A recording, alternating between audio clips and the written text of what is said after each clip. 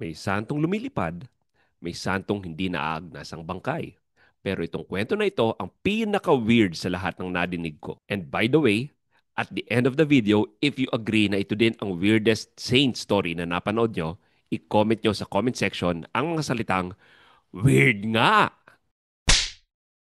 Delikado maging Christian sa Roman Empire noong 3rd century. Uso pa ang pagpapakain sa leon o pagsunog ng buhay sa mga Kristiyano. Widespread ang persecution ng Christians at umaabot ito hanggang sa lugar na ngayon ay tinatawag nating modern-day France. Isang araw, may Pope by the name of Pope Fabian who served from 236 to 250 AD. Isa siyang magsasaka bago maging Pope. Layman pati.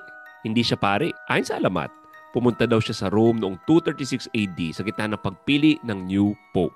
May dumapo daw sa kanyang kalapati at lahat ng nakakita noon, they took it as a sign. Kaya siya ang ginawang Vicar of Christ o new Pope. Weird as it may sound, hindi siya ang subject ng kwento natin today. However, dahil sa committed si Pope Fabian sa evangelization, pinadala niya ang saint na subject ng episode na ito today. Pinadala niya ito sa France sa gitna ng persecution of Christians. At ang bida ng episode na ito ay walang iba kundi si Saint Denis o Dionysius of Paris. And may weirdest saint story siya to date. Bakit weird? Hintayin nyo na lang ang climax ng kwento. Kasama ni Saint Denis, sina Rusticus, isang pari, at Eleutherius, isang deacon. Their mission? To bring the light of Christ to a pagan city called Lutetia, the place we now know as Paris. Si Denis ang naging Bishop of Paris nung panahong iyon. Pagdating niya, nagtayo sila ng maliit na simbahan sa isang isla sa Seine River. Doon sila nagmisa, nagturo ng ebanghelyo, at marami ang nag-convert. Pero syempre, hindi natuwa ang lahat. Ang mga druids, mga pari ng paganong reliyon, ay nagsimulang mainggit. Kung magpapatuloy ito, sabi nila, magagalit ang ating mga Diyos. At gaya ng maraming santo sa kasaysayan, success in evangelization brought persecution. Di kalaunan, sina Bishop Denis, Father Rustico at Deacon Eleutherius ay hinuli ng mga kinauukulan. They were tortured, beaten, and threatened. Pero kahit ganon, hindi nila itinakwil si Kristo hanggang dumating ang araw ng hatol. Execution sa pagpugot ng ulo sa pinakamataas na burol ng Lutetia, isang banal na lugar para sa mga druids. Doon nila pinugutan si Denis ng ulo. At doon din naganap ang weirdest na himala na kumalat sa buong Europa. A lot of suspense there.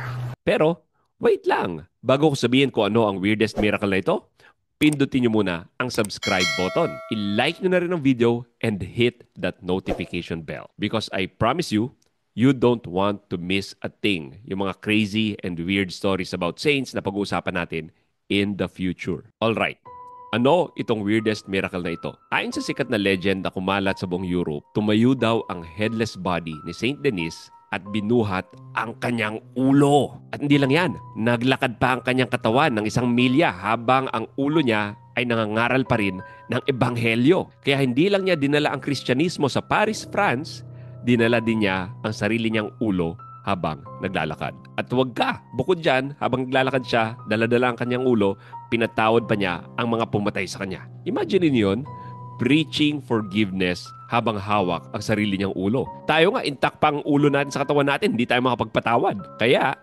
mga kaaruga, ito ang tanong ni Saint Denis para sa atin ngayon. Hanggang saan ang kaya mong isakripisyo para sa pananampalataya mo? Maybe hindi mo na kailangang magbuhat ng ulo, pero araw-araw, we're called na buhatin ang smaller crosses natin. Standing for what's right, forgiving those who hurt us, and choosing holiness kahit mahirap.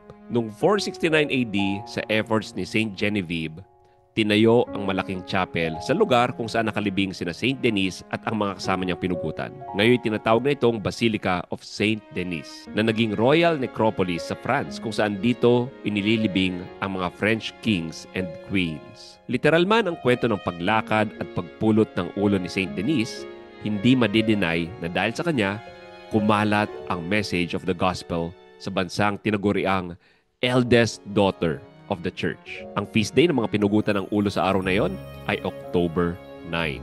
Kaya Saint Denis of Paris and companions, pray for us. Ano? Do you find it weird? If so, i-comment nyo sa comment section. Weird nga! Ang lupit ng kwento ni Saint Denis, di ba? Alam nyo ba kung sino pa ang santo na maraming himala na ginawa? Si Saint Padre Pio. I was able to list down 7 miracles ng paring ito, and you can watch it by clicking the video right here.